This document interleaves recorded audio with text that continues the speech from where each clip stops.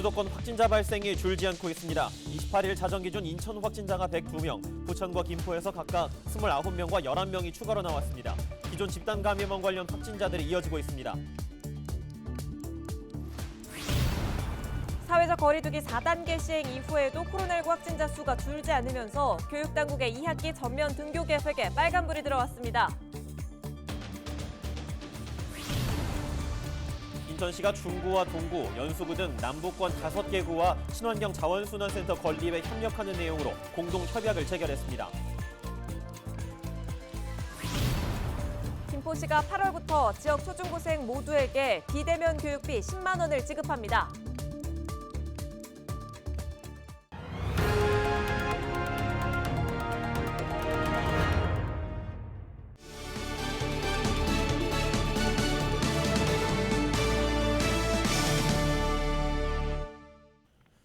시청자 여러분 안녕하십니까? 헬로티비 뉴스입니다. 3주째 수도권에서 거리두기 4단계 조치가 적용되고 있지만 코로나19 국내 신규 확진자는 역대 최다 규모를 기록하며 2,000명을 눈앞에 두고 있습니다. 28일 자정 기준 전국 신규 확진자는 1,896명으로 이 가운데 67%인 1,200여 명이 수도권에서 발생했습니다. 인천 지역 신규 확진자는 부평구 19명, 계양구 9명 등을 포함해 모두 102명을 기록했고 경기도에서는 부천 29명, 김포 11명을 포함해 신규 확진자 557명이 추가로 발생했습니다. 특히 지난 20일 집단 감염이 발생했던 부평 의류공장에서도 추가 확진이 나온 것을 비롯해 부평 주야간보호센터, 부천 음악동호회 등을 중심으로도 확진자가 늘어나고 있습니다.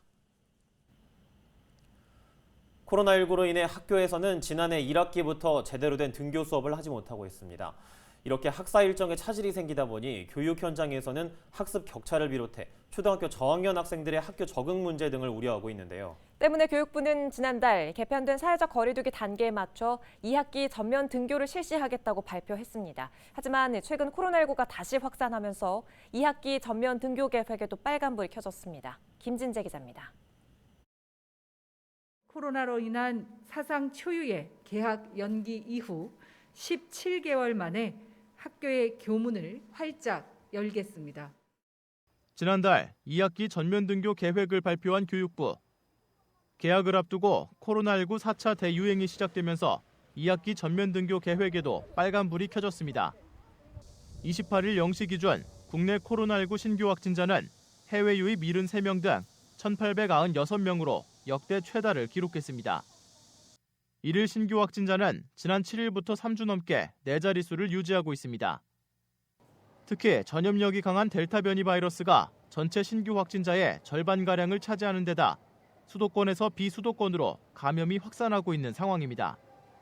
정부는 지난 12일부터 수도권에 적용했던 사회적 거리두기 4단계 조치를 다음 달 8일까지 2주 더 연장하고 비수도권의 거리두기 단계를 3단계로 일괄 상향했습니다. 거리두기 4단계에서는 모든 수업이 원격 수업으로 전환되고 3단계에서는 전체 학생의 3분의 1에서 3분의 2만 등교하는 등 등교 인원이 제한됩니다. 8월 중순부터 본격적인 2학기 학사 일정이 시작된다는 점을 고려하면 현재 상황에서 2학기 전면 등교는 불투명한 상황입니다. 인천시 교육청은 아직까지 교육부의 전면 등교 방침이 유지되고 있는 만큼 교직원 백신 접종에 속도를 내는 등 2학기 전면 등교에 대비하고 있습니다. 방역 물품이라든가 방역 인력 지원 그리고 학습 결손을 채울 수 있는 방과 후 학습 활동에 대한 지원이라든가 이런 부분들을 준비하고 있는데요. 가장 중요한 것은 우리 학생들과 또 교직원들의 백신 접종. 코로나19 4차 대유행이 본격화하면서 올해 2학기도 원격 수업으로 시작될 가능성이 커지고 있습니다. 헬로티비 뉴스 김진재입니다. 김포시가 지역 초중고생 모두에게 비대면 교육비 10만 원씩을 지급합니다. 이번 교육비는 코로나19 여파로 온라인 학습을 하는 학생이 늘어난 만큼 각 가정의 통신비나 교육비 지원이 필요하다는 취지에서 마련됐습니다. 김포 지역 학생 6만여 명에게 10만 원씩을 지원하기 위해 편성된 예산은 63억 원 규모입니다. 김포시는 의회에서 이번 예산이 확정된 만큼 일단 대상자를 추려 이르면 다음 달 말부터 교육비를 지급하겠다는 계획입니다. 인천시가 28일 중구와 동구, 연수구 등 남부권 5개 구와 자원순환센터 건립을 위한 공동협약을 체결했습니다. 오는 2026년 가연성 생활폐기물 직매립 금지에 대비해 친환경 자원순환센터 건립에 인천시와 5개 구가 협력한다는 내용입니다. 시는 이번 협약 내용에 따라 자원순환센터 신설 또는 대보수 시 친환경 신기술을 우선 도입하고 자원순환센터 용량을 최대한 감축하는 방안을 마련할 예정입니다. 또 소각시설 증설에 앞서 폐기물 감량 정책을 최우선으로 시행하고 자원순환센터 건립 절차 진행 시 충분한 의견 수렴으로 주민 수용성을 확보할 계획입니다. 특히 시는 자원순환센터 신설 시 입지 선정위원회를 구성하고 입지 후보지 타당성 조사 용역 등의 절차를 진행할 방침입니다. 박남춘 인천시장은 투명하고 객관적인 입지 선정이 이뤄질 수 있도록 노력할 것이라며 인천시가 친환경 자원순환을 선도하고 더 나아가 2025년 수도권 매립지 종료가 이뤄질 수 있도록 하겠다고 말했습니다. 전자발찌를 착용한 성범죄자의 주변 접근을 스마트폰을 활용해 실시간 파악하는 서비스가 부천에서도 시범 운영됩니다. 법무부와 경기도가 28일부터 시범 운영하는 전자감독 생활안전 서비스는 위험을 감지한 시민이 스마트폰을 3번 이상 흔들면 관제센터 시스템에서 현재 위치를 확인해 반경 20m 이내에 성범죄자가 있는지 확인하는 방식입니다. 또 동시에 감독 대상자에게도 주의 조치가 내려져 범죄 시도를 조기에 차단하고 필요시 보호관찰관이 현장으로 출동하게 됩니다. 경기도 안전기가 애플리케이션을 통해 이용할 수 있는 이 시스템은 아직까지는 경기도 내 서비스 지역을 주거지로 등록한 경우에만 사용할 수 있습니다.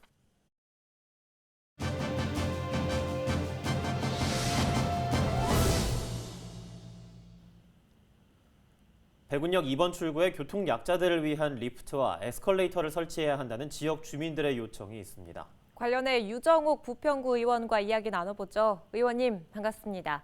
배군역 2번 출구에 리프트와 에스컬레이터를 설치해달라는 주민들의 요청이 있었다고 들었는데 정확히 어떤 내용입니까? 네, 우리 경인선인 배군역은 1984년부터 운영되고 있는 역인데요. 지금 근 한 40여 년 됐는데 지금도 그때 당시에 84년 이후에 뭐 하나도 변화됨이 없이 지금 그대로 지금 운영이 되고 있습니다. 그래서 배군역을 이용해 보신 분들은 잘 아시겠지만요. 이제 그 개찰구를 중심으로 3개의 출입구가 있는데요. 1번과 3번 출입구에는 에스컬레이터나 엘리베이터 설치가 되어 있습니다. 그렇지만 이용자의 약 80%가 이용하고 있는 2번 출구에는 교통약자들을 위한 교통 이동 편의시설이 전무한 상태입니다. 지금도 가장 많이 이용하고 있는 2번 출입구는요. 올해 5월에 서희 아파트가 입주를 했고 또 내년에는 10정 2구역 더샵 아파트가 5,700여 세대가 준공 예정이고 또 2023년에는 배군역 앞에 현대 힐스테이트 아파트가 이제 준공 예정이고요. 그 후로도 10정 3구역이나 10정 4구역, 뭐 신청구역, 재개발로 인한 이용자 수는 계속해서 증가할 거라고 예상이 됩니다. 그래서 본 의원은 교통약자를 위한 교통이동 편의시설인 배군역 2번 출입구에 반드시 이런 교통이동 편의시설이 설치되어야 된다고 생각합니다. 예, 이렇게 배군역 2번 출구에 유동인구가 가장 많은데도 교통약자들을 위한 시설이 전무하다 이런 이야기이신데 그럼 이에 대한 논의는 현재 어떻게 진행 중에 있습니까? 네, 그래서 제가 이런 민원을 받고서 우리 부평구청에 담당 부서하고 논의를 해본 결과 담당 부서에서도 배군역 2번 출구에 대한 그 교통약자를 위한 편의시설이 꼭 있어야겠다 하는 그 필요성과 타당성을 인지하고요. 담당 부서에서 우선 지난주에 그 관계기관인 한국철도공사에 문서로 민원 내용에 대한 검토를 협조 요청을 한 상태입니다. 예산도 상당히 필요할 것 같고 또 코레일 등 정부 기관과 협의도 필요할 것 같은데 앞으로 계획 어떻게 되십니까? 네, 뭐 예산에 대해서는 아직 뭐 구체적으로 논의한 거는 없지만 글쎄 많은 예산이 들어가지는 않을 거라고 생각이 되고요. 뭐 예산을 지금 우선 얘기하는 것보다 그 교통 약자를 위한 교통 편의 시설인 만큼 반드시 설치되어야 된다고 생각하기 때문에 우리 관계기관하고 제가 심도 있게 논의해서 조속한 시일 내에 이 문제 해결이 될 수 있도록 최선을 다할 생각입니다. 예, 알겠습니다. 말씀 여기까지 듣도록 하겠습니다. 지금까지 유정욱 부평구 의원이었습니다.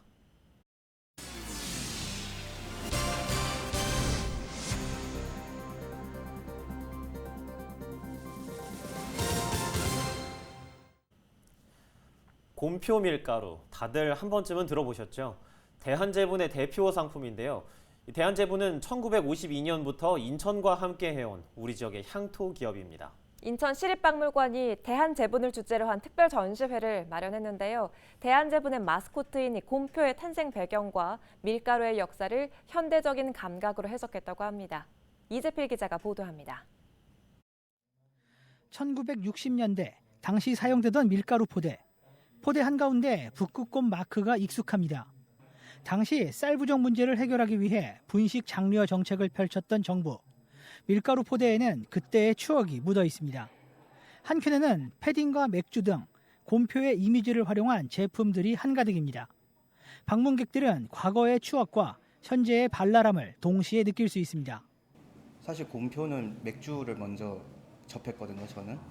곰표라는 브랜드는 젊은 층은 잘 모르니까 멋이랑 이제 색깔로만 좀 멋지게 매력적으로 다가왔기 때문에 젊은이들이 좋아하지 않나 생각을 개인적으로 합니다. 인천시가 대한제분과 힘을 합쳐 특별 전시회를 기획했습니다.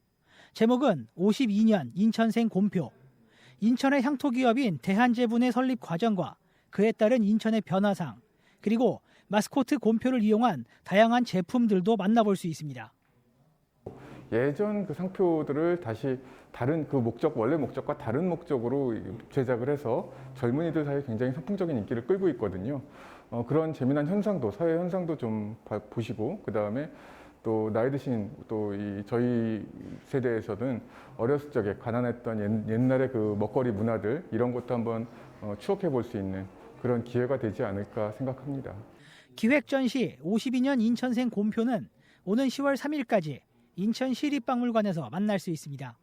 헬로티비 뉴스 이재필입니다. 27일 저녁 7시 30분쯤 부천 자원순환센터 외부 야적장에서 화재가 발생해 1시간 만에 꺼졌습니다.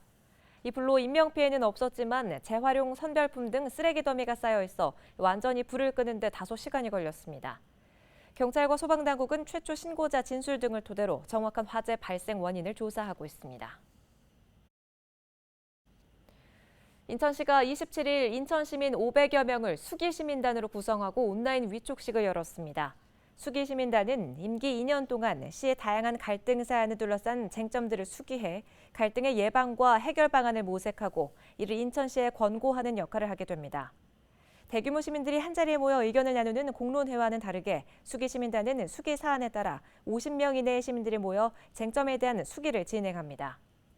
원혜욱 인천시 공론화 갈등관리위원장은 상설적 수기시민단 운영은 전국 최초로 시도되는 기획이라며 향후 정책 추진 과정에서 다양하게 활용될 수 있을 것이라고 말했습니다.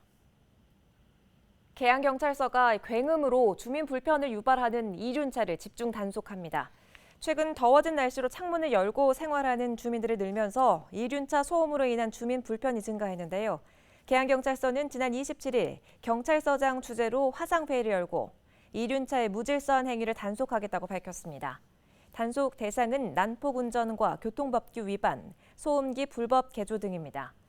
조은수 계양경찰서장은 관련 부서의 유기적인 협업을 통해 쾌적하고 안전한 계양을 위해 최선을 다하겠다고 말했습니다.